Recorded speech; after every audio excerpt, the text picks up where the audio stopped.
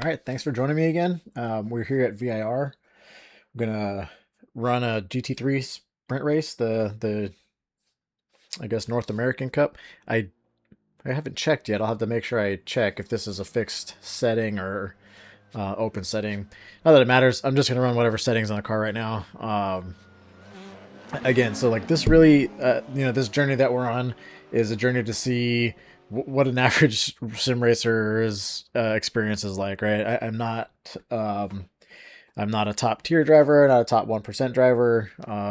I After I started racing in iRacing July of last year, 2024, and so about a year and a half, and in like I just got my A license this month in December. So in sports car, I've got a 1300 I rating. So I'm an average guy, right? I'm somebody that we would see, that you guys would all see fill in the lobbies. Um, my friends and I were talking about this. Every time I go to do a track walk or a track guide rather, I see these guys running times that I just can't match following their directions, right? It's clearly, a skill level. I get that, but I think the majority of us run around that same skill level. So, wanted to make this video series to just kind of speak to everybody else that's racing with us. So, um, that's what this is. And if we can have some fun and maybe I can gain some I rating and maybe meet some of you guys on track somewhere, it would be great.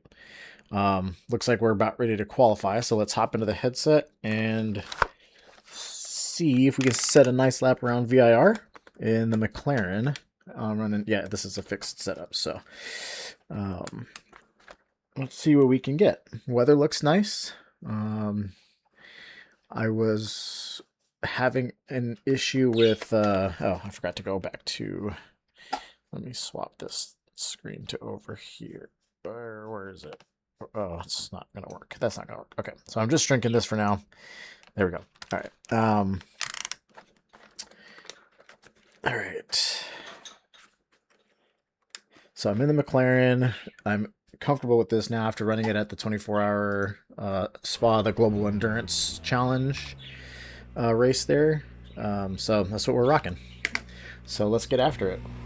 I practiced a little bit earlier, and it took me 3 full laps to get some heat in the tires, so I might drag the brakes here this first lap a bit, just to kind of get that moving a little quicker, because it was my 4th lap that I set my fast lap, so I'd like to do that on my, well, I guess 3rd lap, right? My out lap plus 2, and then it was the third full lap, so let's see what we can do. Just like I said, just drag them a little bit to create that friction and bring some heat in, both through scrubbing them on the track surface and also through the brakes. So let's see. I did move my telemetry stuff around. I did bring back up the driver telemetry screen. I've had that down for probably a year. Since I had moved over to Race Labs and some other things, so other overlays. But because of what I'm trying to do, and I was trying to learn or improve my trail braking habits at least, and skill, I couldn't see how much I was trailing and how long. So I brought that back in here. So that graphic's back in. And the new UI did offer a couple other solutions for me, but so far it's so good. I like to have things kind of where they're at now. You can see like my relative boxes is down here, where the other DDU would be in the real car. All right, let's see. Still not getting any temperature in the tires, but we're gonna go on a hot lap here, and then we'll send the flyer for the 2nd lap of quali. I'm just trying to generate some heat there while I'm going down the straight. There we go. Alright, that should be good. So let's drive this one, we'll drive this one clean and then come out for that last lap firing. That last quali lap firing.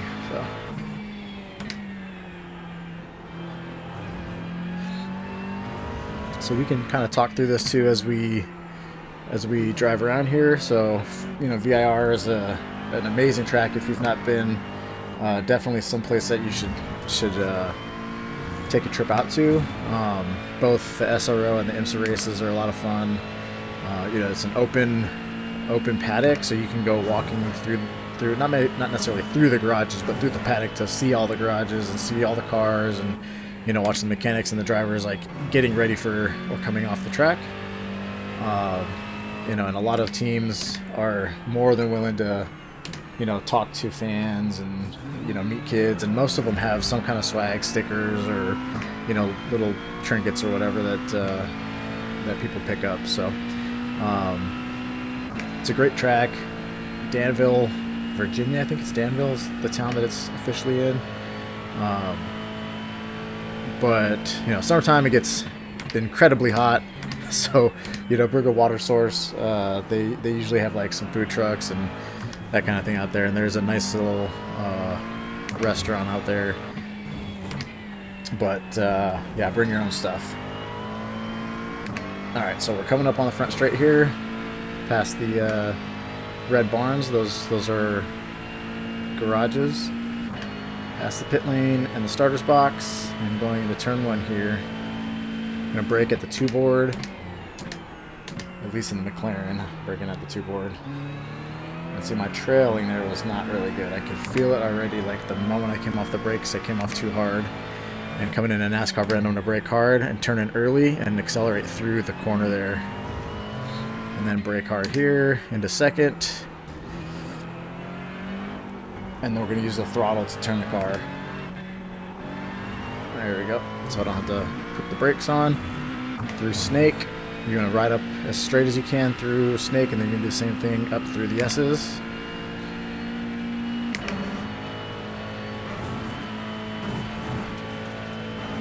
And then stay to the right. Brakes, I come down to 5th. I don't know if everybody else does that or not. And then up.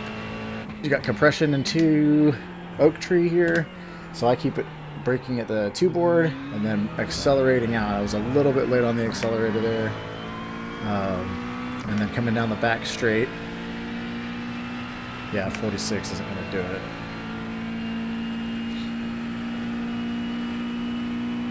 Let's see if I pick up any time back here. I'm not really sure what I was doing.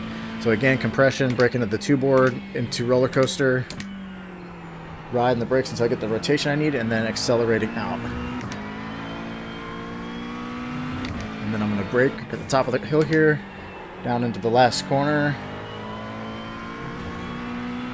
And got into the 45, so that's alright.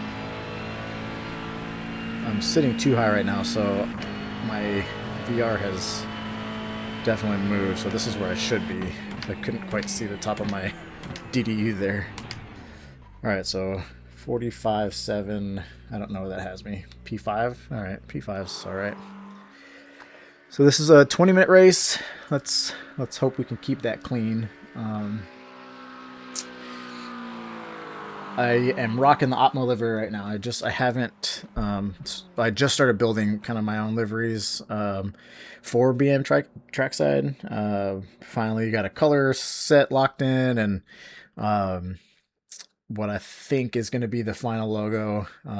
It's been a while, a couple iterations, but truth be told, I used the power of AI to help me design something that fits what I was looking for, and something that I'd be proud to brand myself with. So, and just so anybody that's listening, it's not necessarily for the YouTube channel, but I'm actually a contract fly-in mechanic for in real life race teams. So the way that works is if you're not a permanent employee there, you're paid as a contractor, and so you have to have an LLC and all this stuff. So that's essentially why I say my brand. It's just my business, and then I just link my racing here into it because it's racing. It's all racing, right? So I meet people here, both on the track and in iRacing, and those do cross paths every now and again. So, but I did start and settle on a color scheme and a logo, and those will start to be on my cars, as I create liveries for them. I'm still not very good at creating liveries, so that's also part of the problem. So it's, practice is needed there as well. I like that forest green colored Porsche, and this, it's kind of like maybe cement or sky blue or something in the middle of those two. That Porsche, that's pretty cool. Of course, the Rosso Ferrari, that always looks good. See a Beamer behind me that had done the same thing in GIMP as I did, and that's just doing a gradient from one color to another.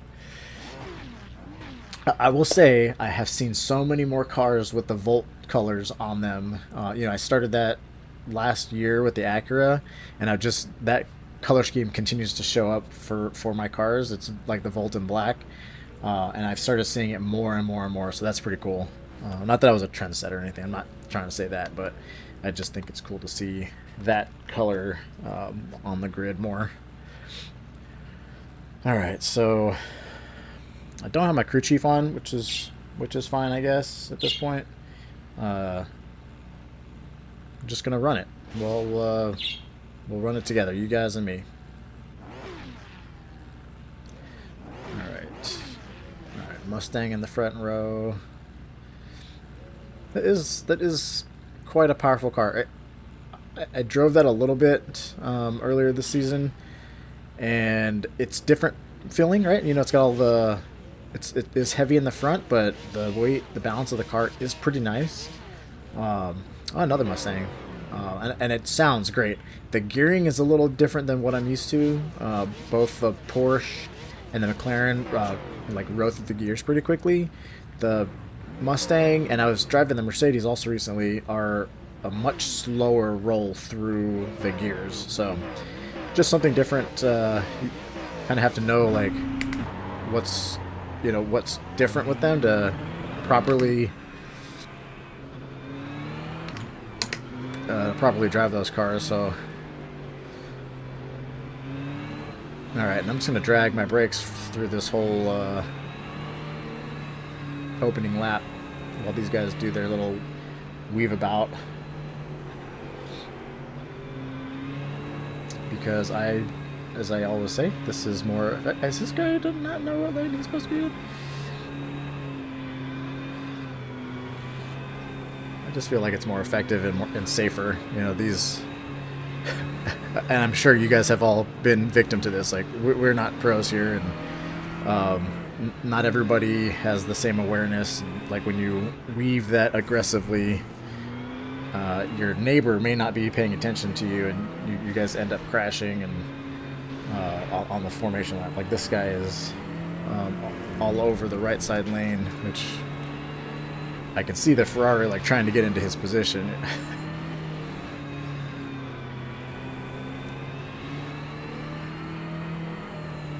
Yeah, so I just drag my brakes. To me, it's the same.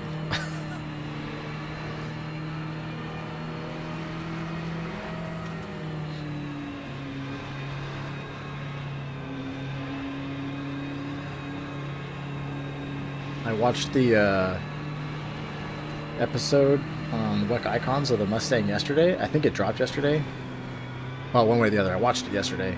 And it's very cool. So the car shares a lot with the street car, to include the Coyote V8, which I thought was pretty rad. The car, they move the engine like down and back. It's like so far back. So when you look under the hood, under the bonnet, for our friends across the pond, the engine is so far back. But it helps with lowering the center of gravity and creating the balance in the car. So that was pretty cool, because if you look at some of the other cars, while they have tried to do that, the Mustang may be the most extreme example of that. Although, I haven't seen every car under there. I will say I saw the one. If you haven't seen the episode, the WEC Icons episode of the Lexus RCF, you should watch that one. The suspension, the front suspension on that car is insane. It is insane.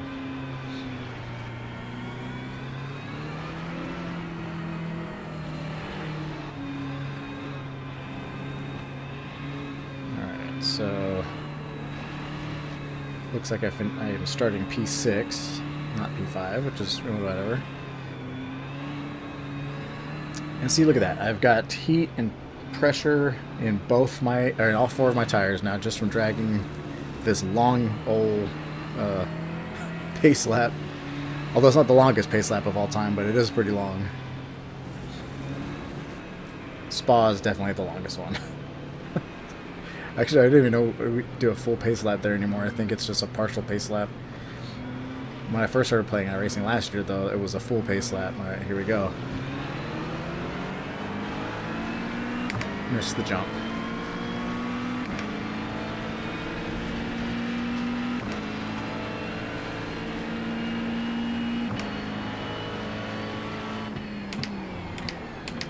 Ooh, that beamer went shooting on the inside.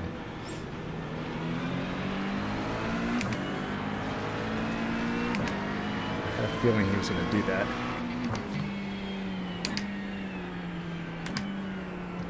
Yep, these guys are all over the place.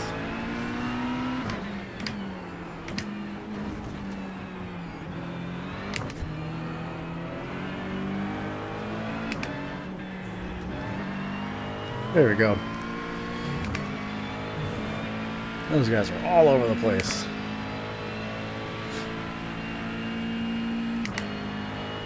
Alright, now let's just chill up here.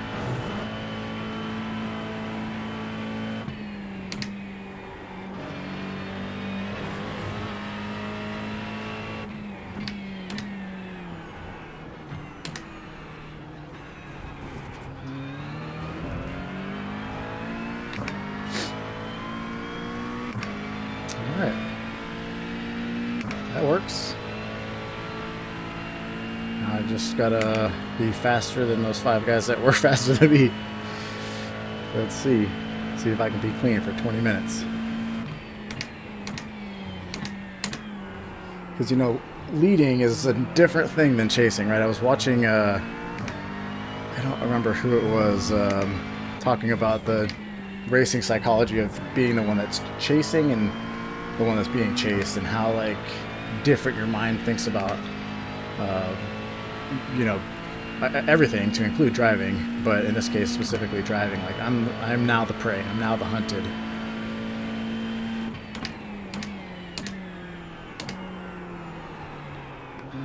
Yep, see, I did the same thing I did on my outlap earlier and came off my brakes a little earlier than I wanted to. And didn't get the rotation that I needed where I needed it.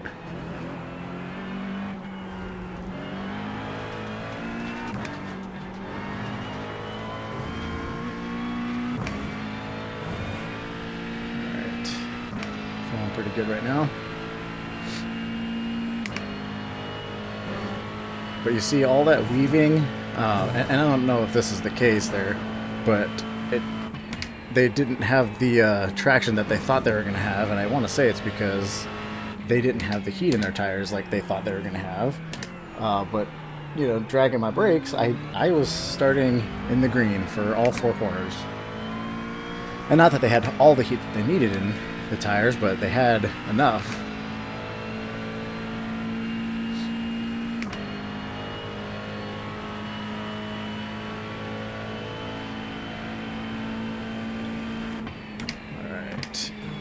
To roller coaster. Woohoo! Okay.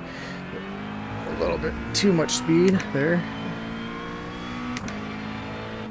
because I want to try to not scrub off the tires for the last like 6 minutes of this race, where coming through that final corner is going to be a challenge.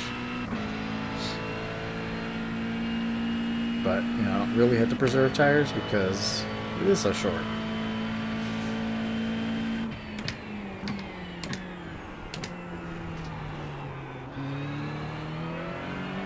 A little bit better. It's still the wrong angle. Still the wrong angle, but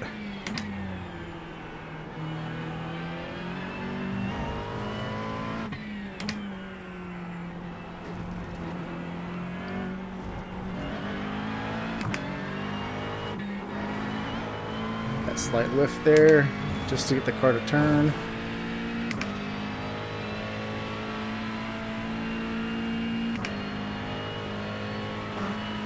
At the end of this, I'll have to check and see what times they were running in quali to see how far behind them I was. just because I'm curious.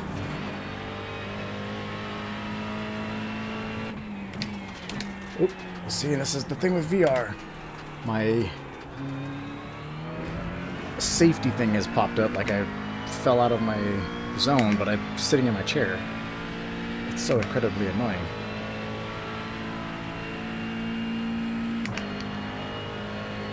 And it's daytime. Clearly you guys can see like the sun pouring through the window behind me. And it's still, you know, unsure of where I am. It's the only thing with tracking that I just don't know, but I was watching something, I think it was maybe Linus this morning, Linus Tech Tips. Shout out to him about the Steam frame that's upcoming and the fact that it uses inside-out tracking like the PSVR 2. And I just don't know if it's the PSVR 2's limitation or if it's just me in this room. And you know, but I don't have any other place to test it at the moment, so that's going to have to be something that I figure out when I get into the new house and hopefully in March.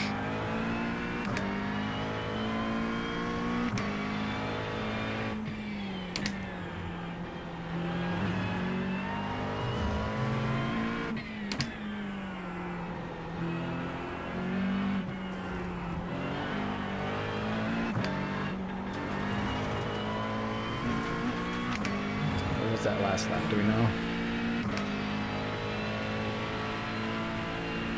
The last lap was a 45.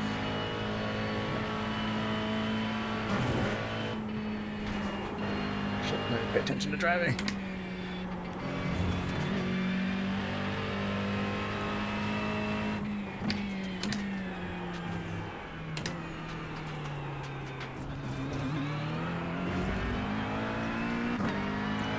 Coughed up about 6/10 there, just messing about.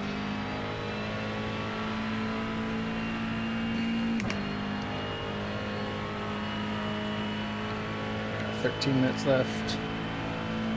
About, what is that? About 7 more laps? I don't really know at this point.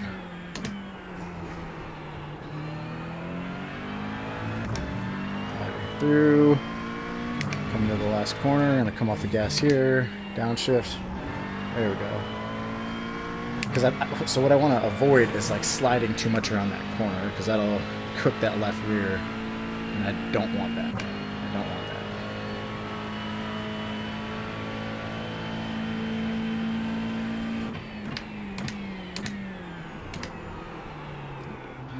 ABS is yelling at me right now.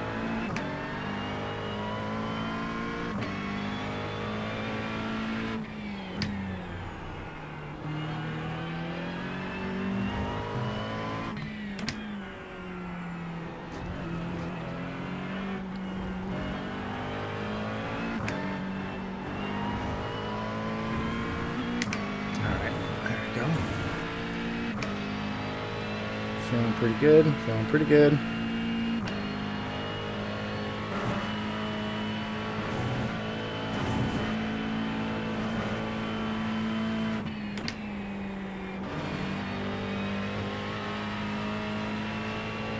Yeah, I like the way the Mclaren rides.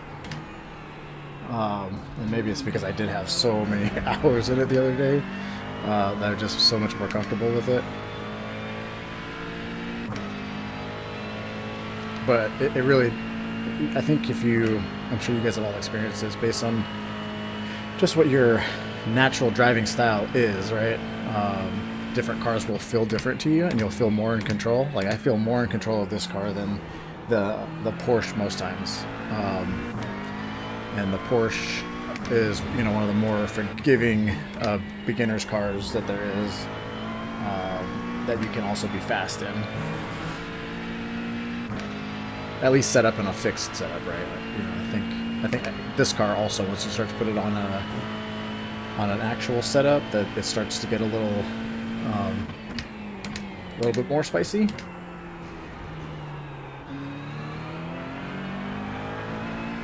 I guess probably all cars get like that, but just out of the box, this car felt good to me, and I felt like I understood what it was trying to do when it was trying to do it.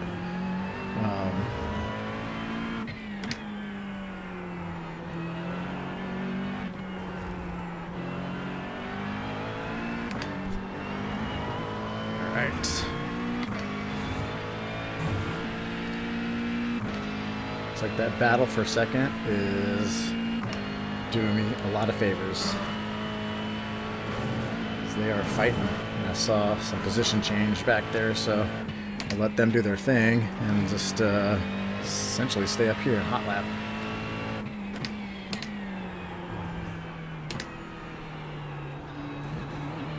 So the other thing is too, if you guys see any places where I can improve my standing, my speed, let me know. Let me know in the comments. Tell me like this, you know, this corner, hold your brakes longer, or come off the throttle slower, whatever it is. Because again, while I'm running what consistently in the 45s, I'm pretty sure the fast laps here are in the 43s, because this is what I would assume is the bottom split. Tires are getting a little fatigued here.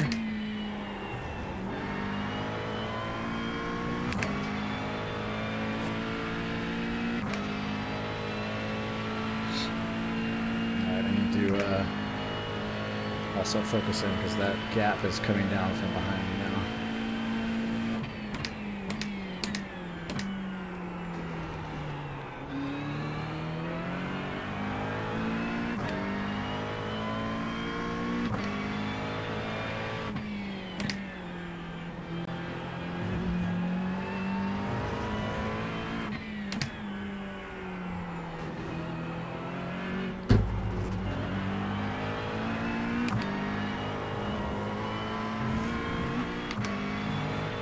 I kind of want to keep them over 4 seconds behind me if I can. Just because, again, you know, the psychology, right? Like, I've never closed up the gap, a 4-second gap on the leader of a race in the last, you know, 6-7 minutes. But maybe they can, you know.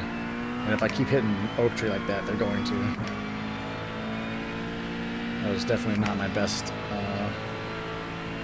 at oak tree. So that's one thing that I got to improve on too, is talking while I'm driving.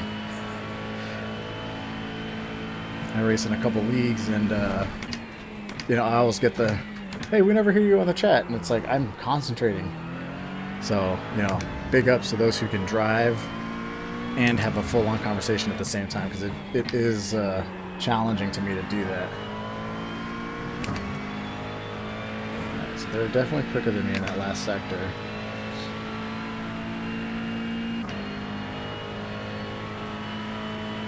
But we've got 7 minutes left. Can I keep them off my back for long enough that the last lap doesn't become a battle? Let's hope so.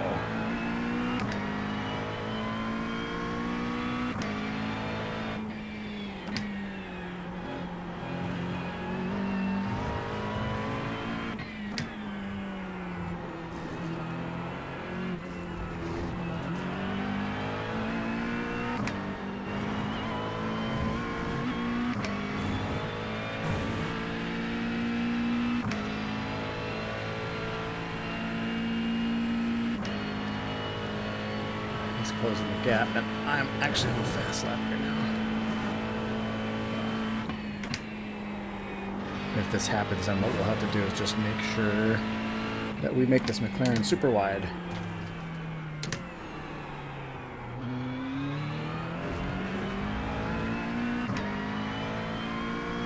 And all that time I have made up, lost an oak tree.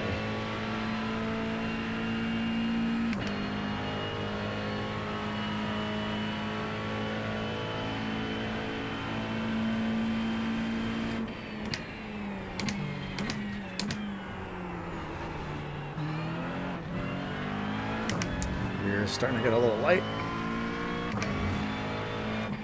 Like I said, it's basically sending it hot laps over and over again with no consideration for preserving the tires. And the car's getting a little lighter in the front. I think the tank is in the front here. So, you know, the balance is shifting as we're getting through the gas.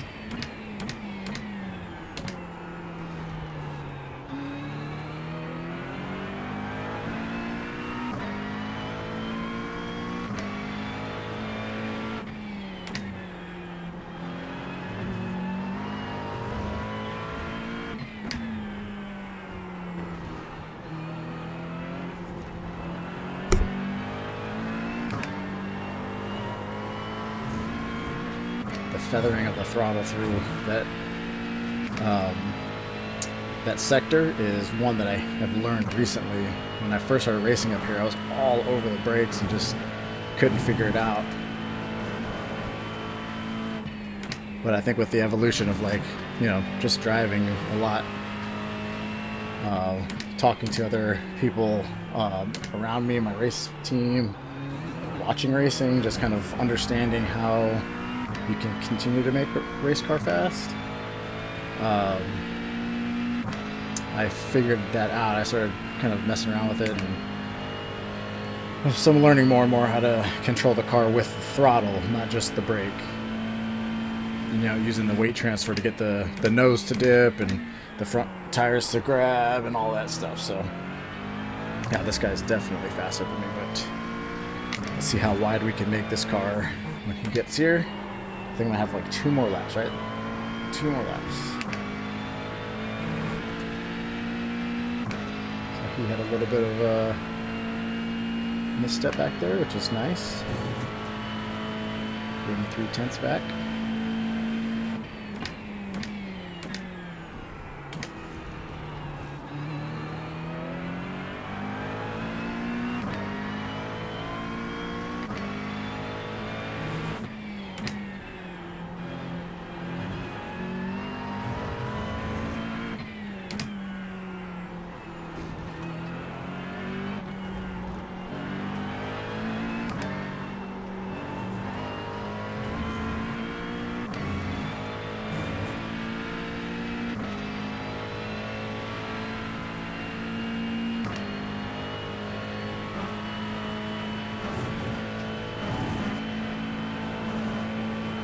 The other thing that I want to do is not, if he does get up here, not, you know, panic myself into a mistake. Because that's the worst. Yeah, Oak Tree is where I'm giving up all that time.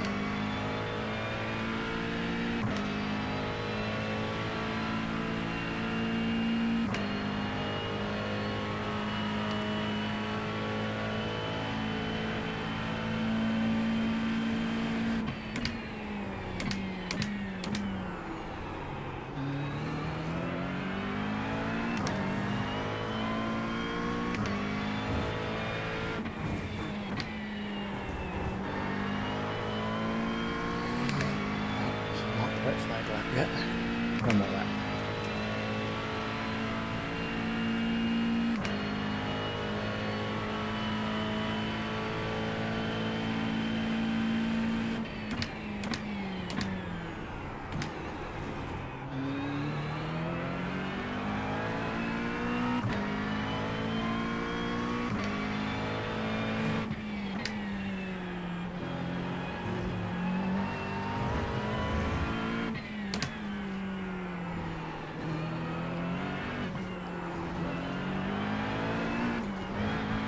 So I said panic myself into a mistake. I'm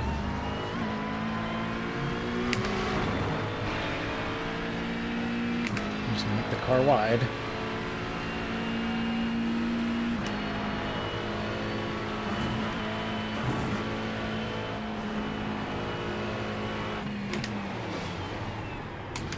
Oh, he just pushed me right off the line.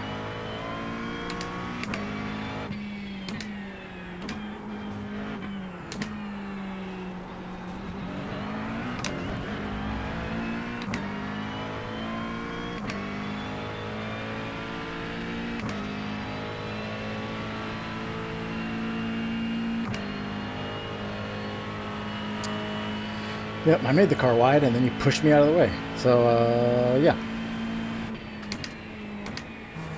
It didn't spin me off the course, which I'll say thank you for, but definitely bullied his way through.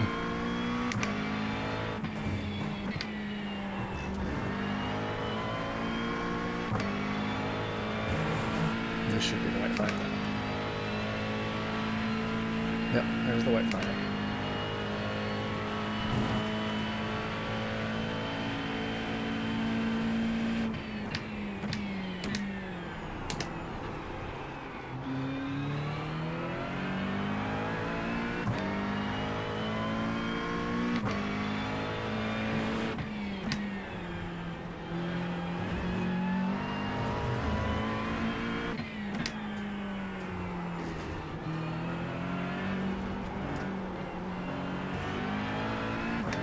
front is light now with all the fuel gone.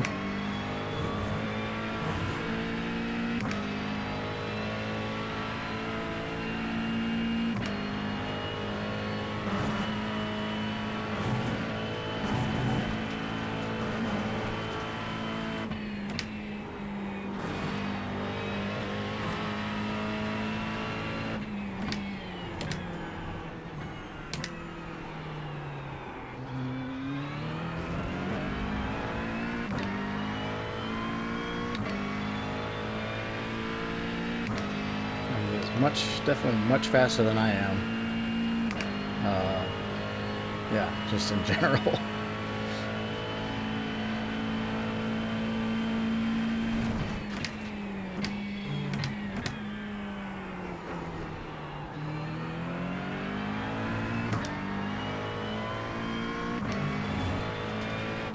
Well, we had almost a perfect race with no incidents and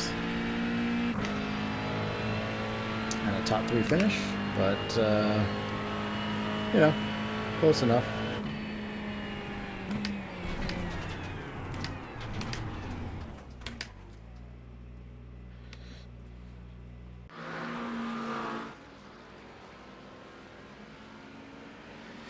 Close enough. All right, that was a good race.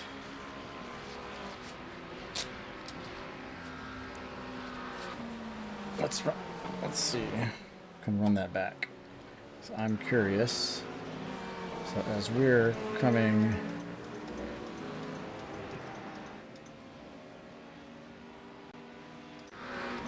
let's see. We want to come one more areas behind me.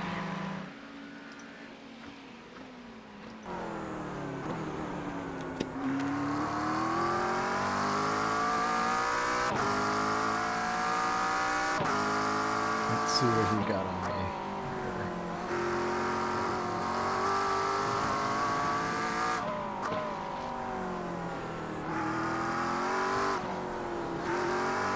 Put myself out here. Yep, that's what I did. Put myself right out. And he picked up the speed. That was my fault. I didn't see that the road was coming in there.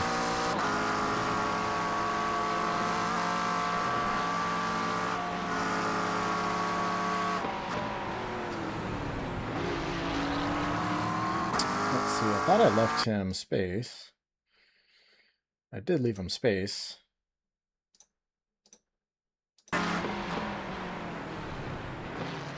He just tapped me out.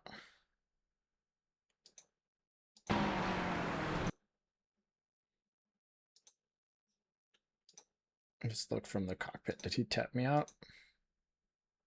No.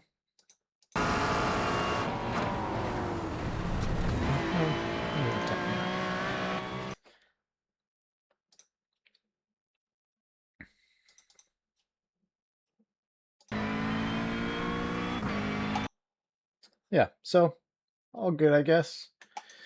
All good, I guess. But I'll take it, right? I think I qualified 6th, finished 2nd, so not so bad. Yeah, it's definitely fun. Definitely fun for a quick morning race. So anyway, thanks for joining me. Let me know what you guys think in the comments. And as always, we'll see you on trackside.